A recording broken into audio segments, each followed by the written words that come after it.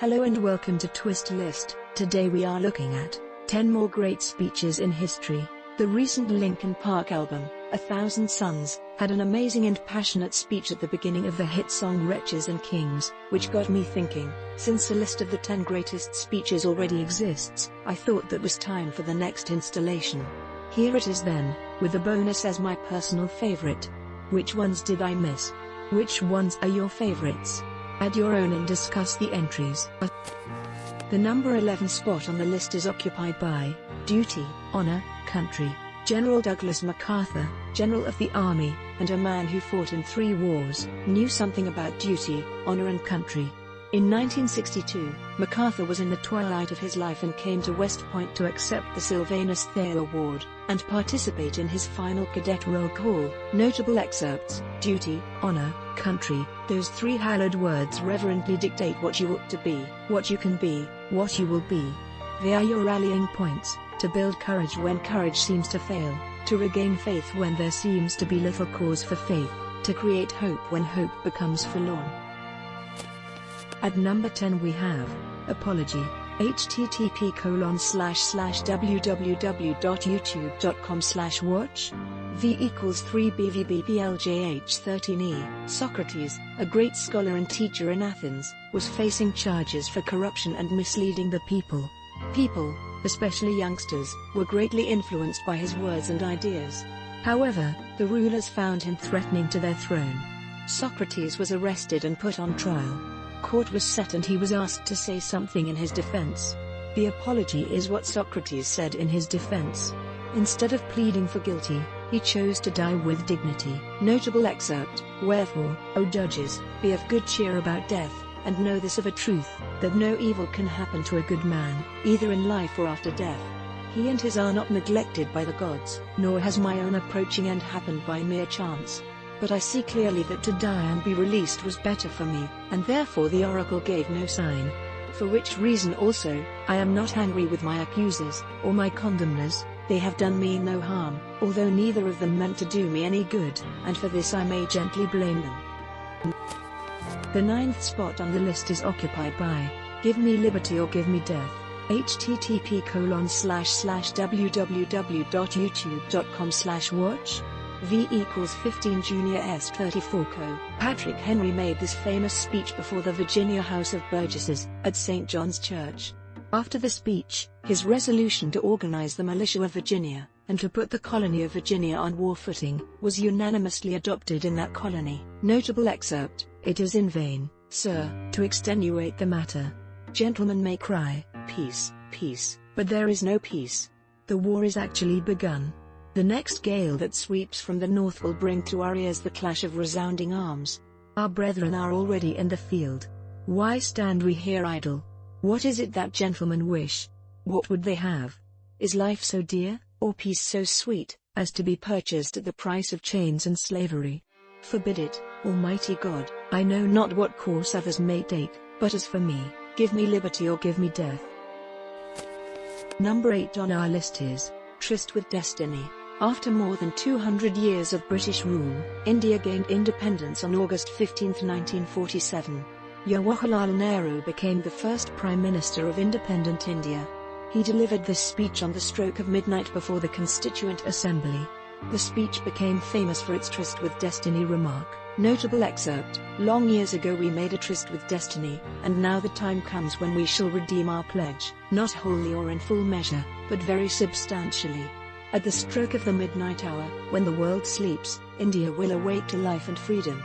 A moment comes, which comes but rarely in history, when we step out from the old to the new, when an age ends, and when the soul of a nation, long suppressed, finds utterance.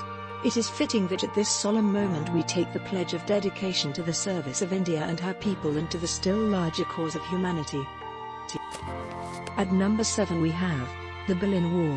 When Reagan issued his famous challenge to Mikhail Gorbachev in Berlin, the speech earned mixed reviews. Even members of the president's own team felt lukewarm about it. But in 1989, the Berlin Wall was demolished, and today the address is remembered, in the words of the German newspaper Bild, as a speech that changed the world. Notable excerpt: Mr. Gorbachev, tear down this wall. Number 6 on the list is Their finest hour. http://www.youtube.com/watch V=LSKDGM5 KTB. On May 10, 1940, the Germans attacked France and, on June 14, Paris fell. As France surrendered, the Germans' next target was England. But Great Britain refused to bow in front of fascism and Nazism. At this critical juncture, Churchill gave this third and final speech to bring hope to his people in these dark hours. Notable excerpt: "Let us therefore brace ourselves to our duties, and so bear ourselves that if the British Empire and its Commonwealth last for 1,000 years, men will still say, this was their finest hour." The fifth spot on the list is occupied by The American Promise. In the wake of the ugly violence perpetuated against civil rights marchers in Selma, Alabama, in 1965, Johnson adapted the "We shall overcome" mantra in his call for the country to end racial discrimination. By throwing the full weight of the presidency behind the movement for the first time, Johnson helped usher in the Voting Rights Act. Notable excerpt: "There is no moral issue. It is wrong, deadly wrong, to deny any of your fellow Americans the right to vote in this country. There is no issue of states' rights or national rights. There is only the struggle for human rights. I have not the slightest doubt what will be your answer."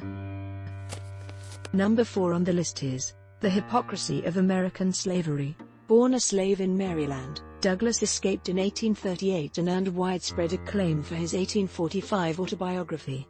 He was invited to speak as part of July 4th festivities in his adopted hometown of Rochester, New York. The abolitionist took the opportunity to rage at the injustice of slavery. Notable excerpt: "Whether we turn to the declarations of the past, or to the professions of the present, the conduct of the nation seems equally hideous and revolting. America is false to the past, false to the present, and solemnly binds herself to be false to the future." At the third place we have We Shall Fight on the Beaches. This speech was given shortly after Winston Churchill became Prime Minister. It was second of the 3 well-known speeches given by Churchill during the Battle of France. Others are Blood, Toil, Tears, and Sweat, and this was their finest hour. Notable excerpt: "We shall go on to the end. We shall fight in France. We shall fight on the seas and oceans. We shall fight with growing confidence and growing strength in the air. We shall defend our island, whatever the cost may be. We shall fight on the beaches. We shall fight on the landing grounds. We shall fight in the fields and in the streets. We shall fight in the hills. We shall never surrender. And even if, which I do not for a moment believe, this island or a large part of it were subjugated and starving, then our empire beyond the seas, armed and guarded by the British fleet, would carry on the struggle, until, in God's good time, the New World, with all its power and might, steps forth to the rescue and the liberation of the old." At the second spot is Women's Rights to the Suffrage. Susan B. Anthony was fined $100 for casting an illegal ballot in the 1872 presidential election. Seething from the injustice, she embarked on a speaking tour in support of female voting rights, during which she gave this speech. The 19th Amendment enfranchised women in 1920. Anthony never paid the fine. Notable excerpt: "It was we, the people, not we, the white male citizens, nor yet we, the male citizens, but we, the whole people, who formed the Union. And we formed it, not to give the blessings of liberty, but to secure them, not to the half of ourselves and the half of our posterity, but to the whole people, women as well as men."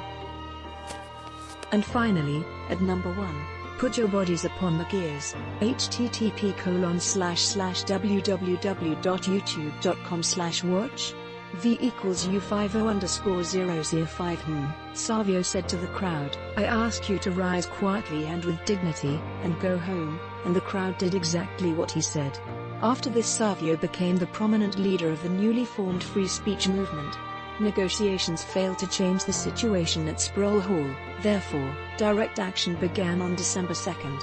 There, Savio gave his most famous speech, about the operation of the machine, in front of 4,000 people. He and 800 others were arrested that day. Notable excerpt: "There's a time when the operation of the machine becomes so odious, makes you so sick at heart, that you can't take part. You can't even passively take part. And you've got to put your bodies upon the gears and upon the wheels, upon the levers, upon all the apparatus, and you've got to make it stop.